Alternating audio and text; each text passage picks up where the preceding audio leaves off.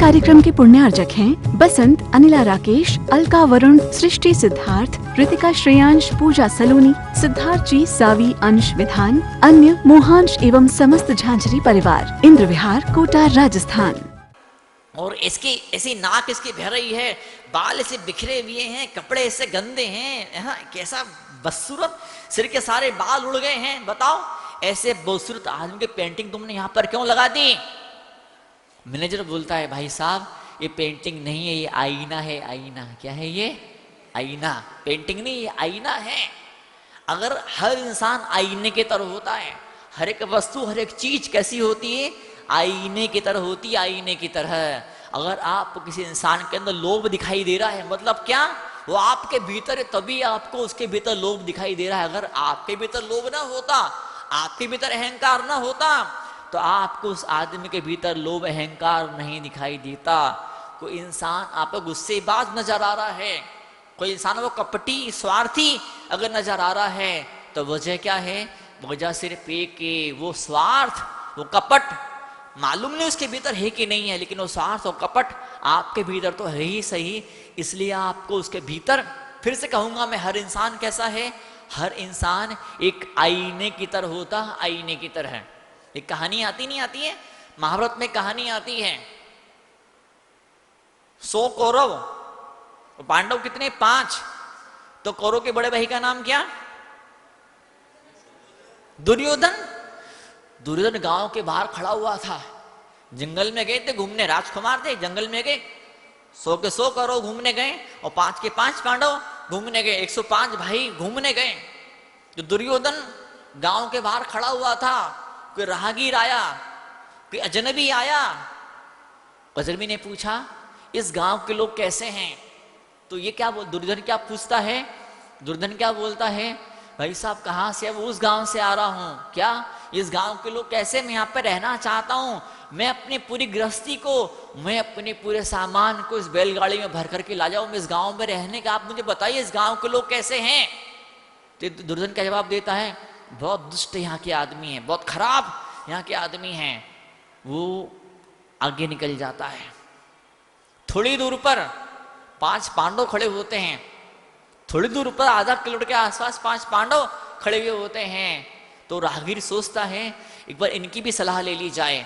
वो उनसे पूछता है, उन 5 पांडवों से पूछता है, भीम से, युधिष्ठिर से, अर्जुन से, नकुल से, सहदेव से पूछता है। वो राहगीर क्या पूछता है? इस गांव के लोग कैसे हैं?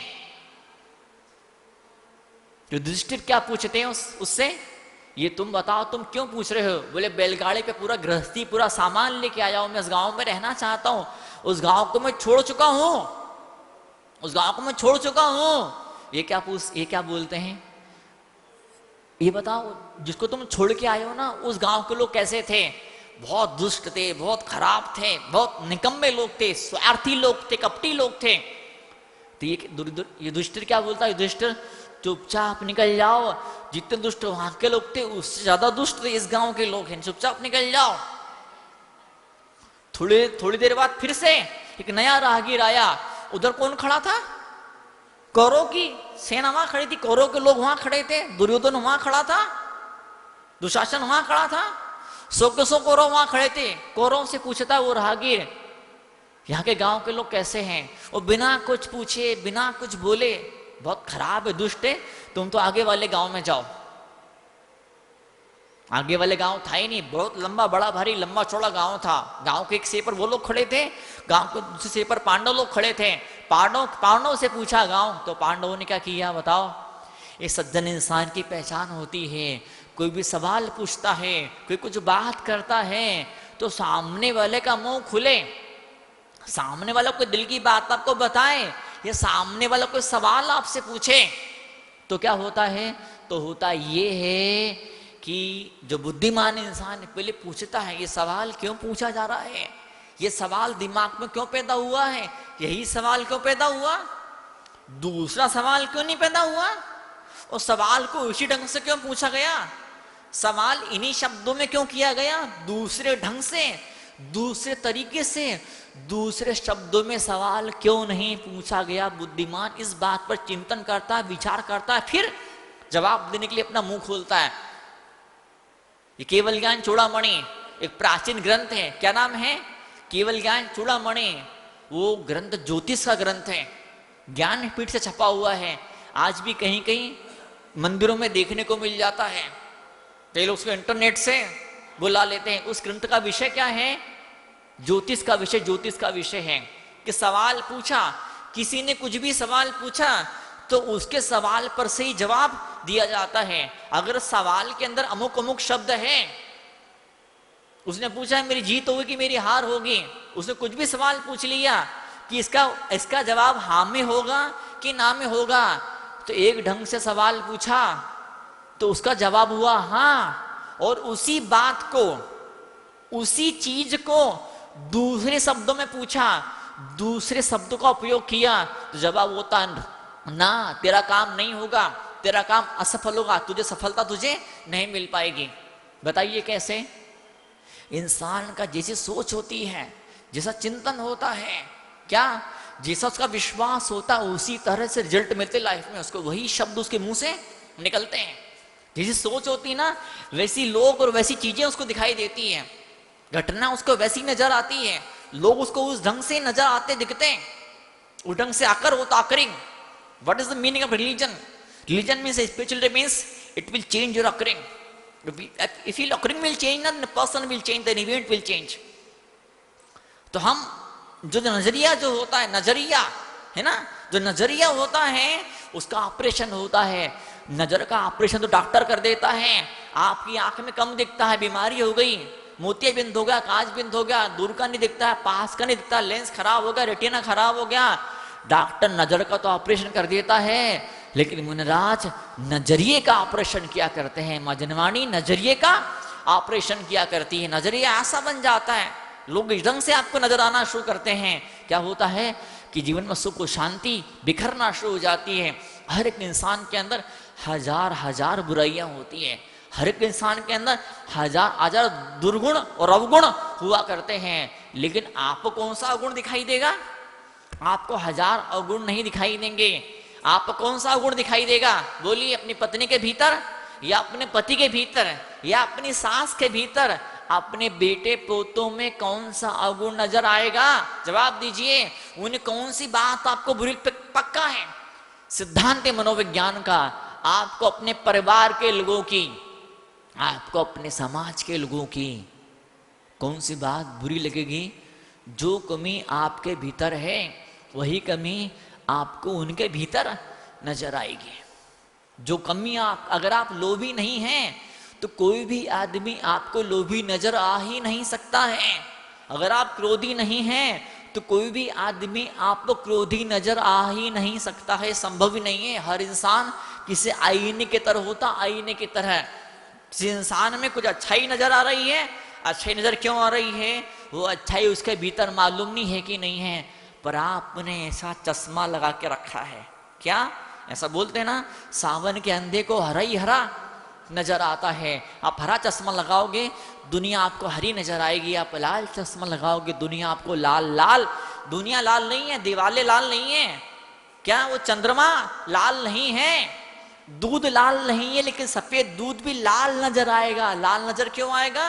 वो दूध में लालिमा नहीं है, लालिमा लालपना लाल रंग आपकी आंखों के, आपके चश्मों के लेंस में है। कोई आपको छली कपटी नजर आ रहा है, मतलब क्या? आपने छल का चश्मा लगा कर रखा है, दुनिया को उसी नजर से आप देख रहे होते हैं। ताशा यहाँ पे लिखते हैं अब नजर चेंज होना शुरू हो। नजर चेंज कैसे होती है? बिम्बम कलंक मलिनम को निशाकर से। चंद्रमा, चंद्रमा, कोई चंद्रमा को सुधांशु बोलते हैं, कभी चंद्रमा को आप संस्कृत की किताबों को पढ़िए। एक शब्द के 10-10, 15-15, 20-20 पर्यायवाची नाम होते हैं, सनोम्स होते हैं। 10-10, 15-15 उपनाम होते हैं। बोलते हैं ना, कोई बच्चे नहीं होते, टिंकू नाम है, बिल्लू नाम है, बिट्टू नाम है, एक का नाम है टपका। क्या नाम है? टपका। तो ऐसे नाम होते हैं। लेकिन ऑफिस के अंदर, बिजनेस के अंदर, समाज के अंदर वो टिंकू, चिंपू, पिंटू, टिल्लू, बिल्लू, खिंपू ये नाम नहीं होते। वहां तो कोई प्रवीण नाम होता है, कि सुशील नाम होता है, लेकिन नहीं कोई बड़ा सुंदर सा उसका नाम हुआ करता है।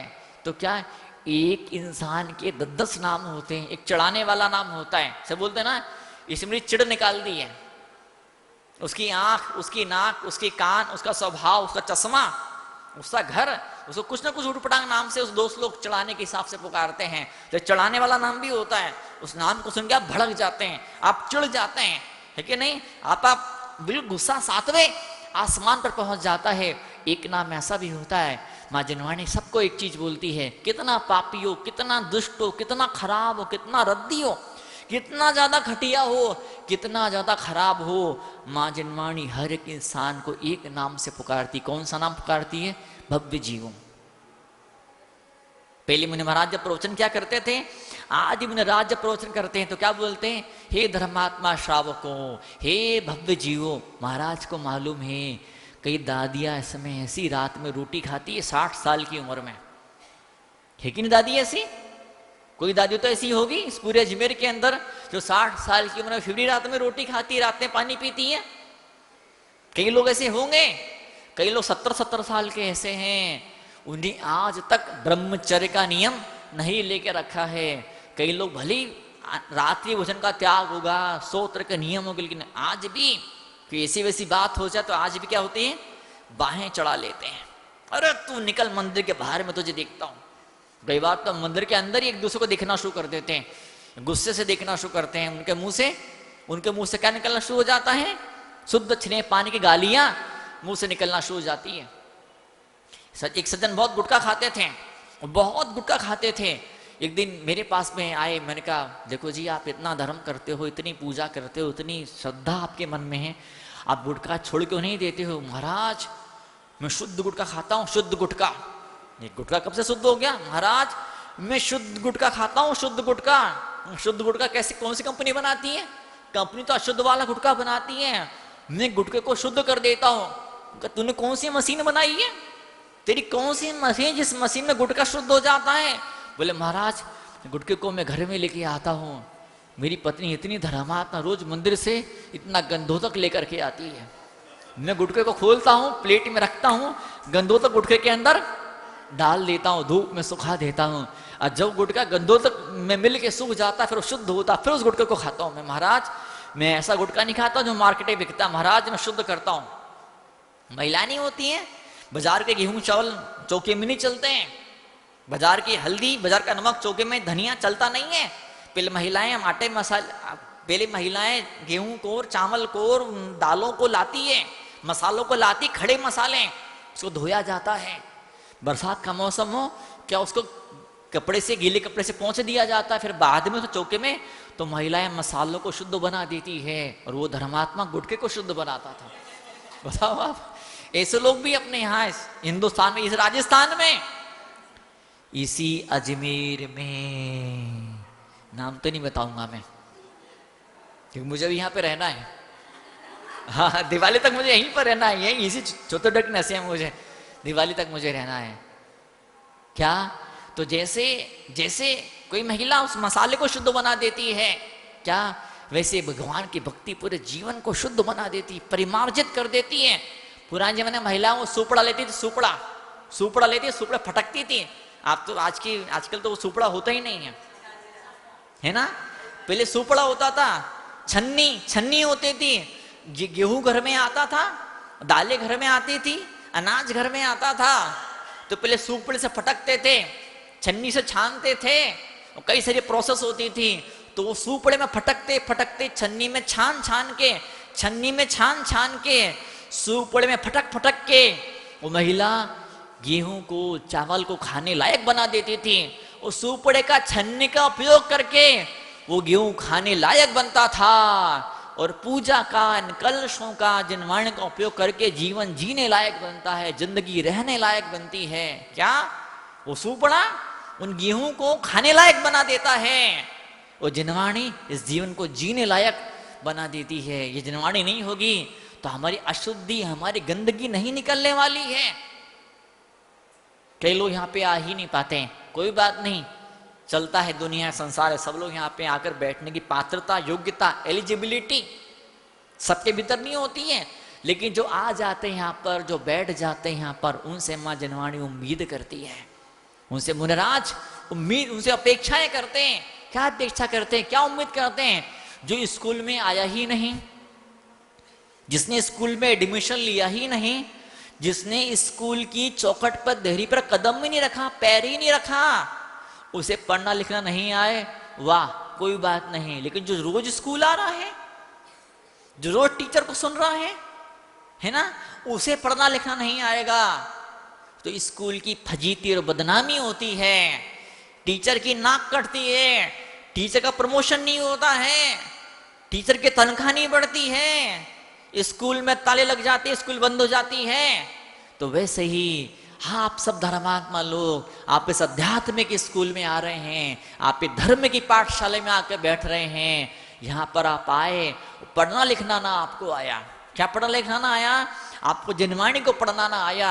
जिनवाणी ऐसे नहीं पढ़ी जाती है, जिनवाणी ऐसे नहीं पढ़ी जाती है। जिनवाणी कैसे पढ़ी जाती है? तो जिनवाणी में लिखा है, वो जब हम जीना शुरू करते हैं, उस अमृत को दिल से, हृदय से, प्राणों से पीना शुरू करते हैं, तो फिर कहा जाता है कि जिनवाणी सचमुच में इसने पढ़ी है। अक्षर पढ़े आपने, आपने जिनवाणी नहीं पढ़ी है, आपने जिनवाणी नहीं पढ़ी है, आपने काले काले अक्षरों को आपने पढ़ा है। जैसे न्यूज़पेपर पढ़ लिया, जैसे स्कूल की किताबों को पढ़ लिया।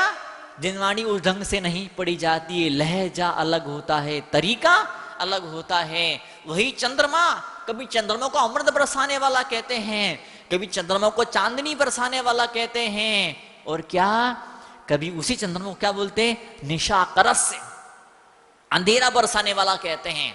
क्या रात्रि लाने, कॉन्टेक्स्ट क्या है, संदर्भ क्या चल रहा है, बातचीत कौन सी चल रही है, कौन सा प्रसंग है, कौन सा विषय है, कैसी परिस्थिति है, कैसा माहौल है, आप क्या लक्ष्य आपने बनाया है।